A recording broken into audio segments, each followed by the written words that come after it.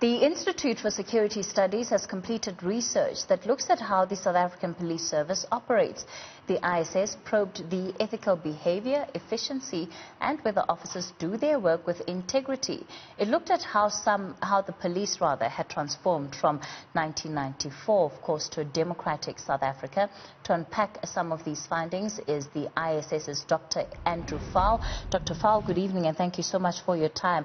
Perhaps just the headline summaries of what your findings were of this research. Sure, thanks very much, and good evening to you and your listeners. Firstly, I should note that this research was carried out in a collaboration between the University of Michigan in the United States, the University of Delaware, and an independent colleague, Audrey Simon. So it was a combined effort. We did launch the book, Police Integrity in South Africa, today, which is based on the research.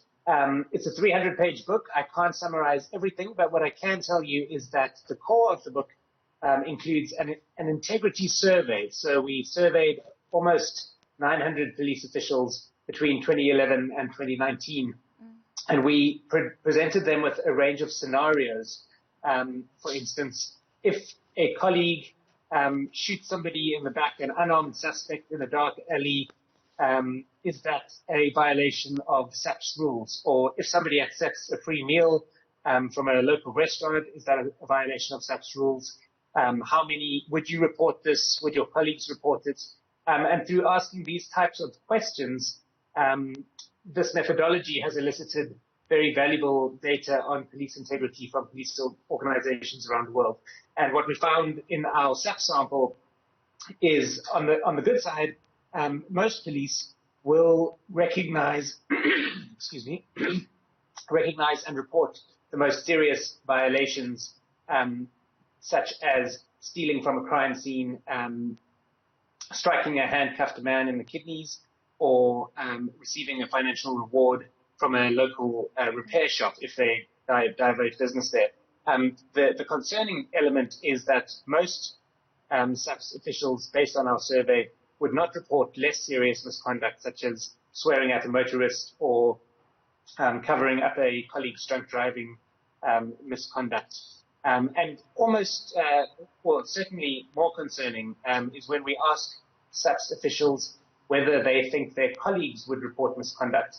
And police officials are much less likely to think that their colleagues would report misconduct. And of course, all of us like to think of ourselves in a positive light, so we need to look at the reporting practices of colleagues more seriously than self-reporting, because that probably reveals more about actual practices.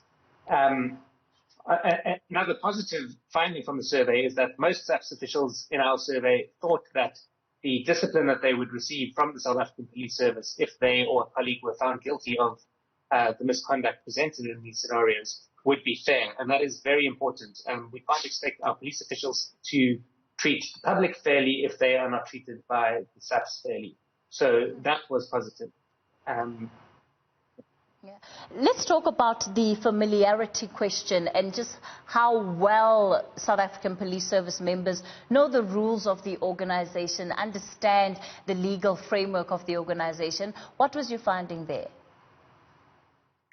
So we, in each of the 14 scenarios, we asked police officials whether they thought that the scenario presented was a violation of SAPS rules, and all of them were violations of SAPS rules, and many of them were violations of criminal codes as well. And as I say, for the serious misconduct, such as shooting people, almost all of the serious violations were recognized as violations of rules. However, concerningly, between 15 and 30%, depending on the scenario, between 15 and 30% of violations were not viewed as violations of SAPS rules by some respondents. And perhaps more concerningly, with less serious forms of misconduct, such as receiving a free meal, between 36 and 64% of respondents would say that isn't a violation.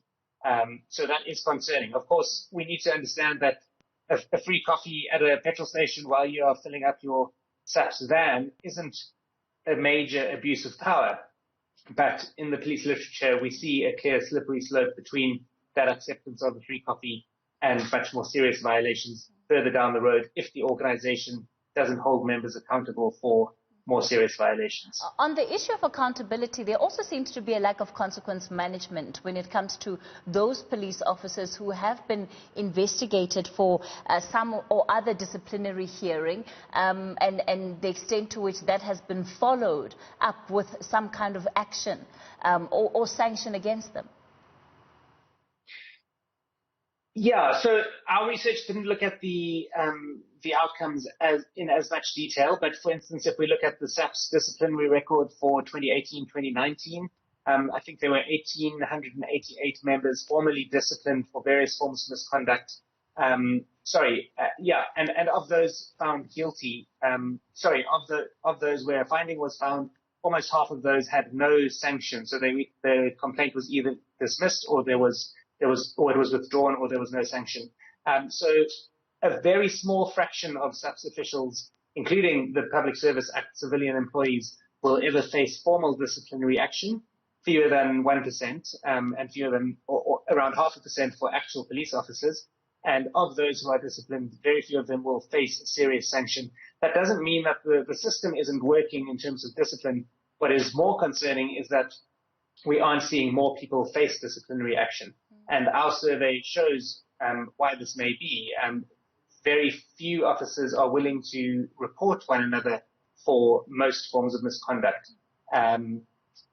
So in police literature, this would be called the code of silence, and it's common to police organizations all over the world, where for various reasons, police don't think it's worth their while standing up to or reporting their colleagues. Rather, they put their head down and let police continue, even if they don't approve of it. Dr. Faul, I'm curious to know, in terms of your choice of partners, when it came to this research, those universities are based in the US, and we know that the US has its own challenges of policing. Talk to me about the collaboration. Was it intentional, and what did it do for the ways in which you were able to actually conduct this survey?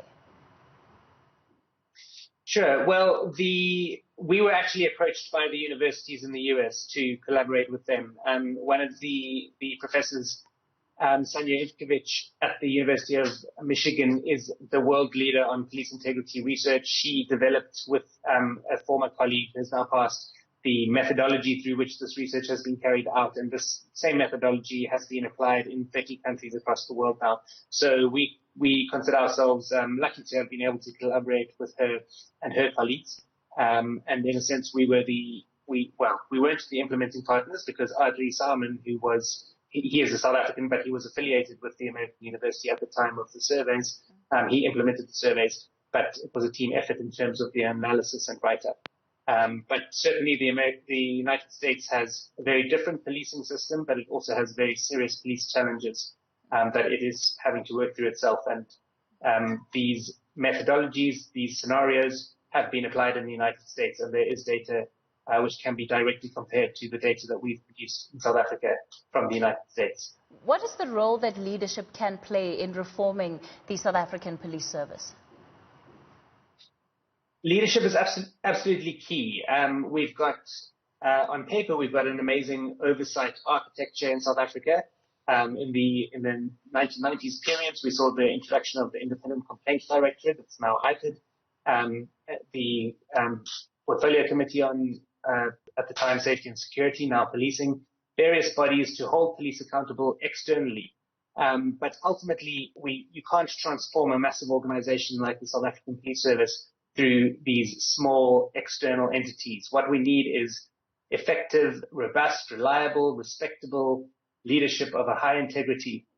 And it's easy to say that it's much harder to do, because you can have the perfect leader at the helm of the SAPS, but they also are expected to reduce crime and keep all police officials happy, et cetera, et cetera. So on top of that, expect them to keep everybody in line is a big ask, but it is a very important ask, because we can't expect the police to be effective crime fighters, or we can't expect the workforce to remain happy if there is a culture of low integrity, if violations are allowed to pass without sanction, etc. So it absolutely starts at the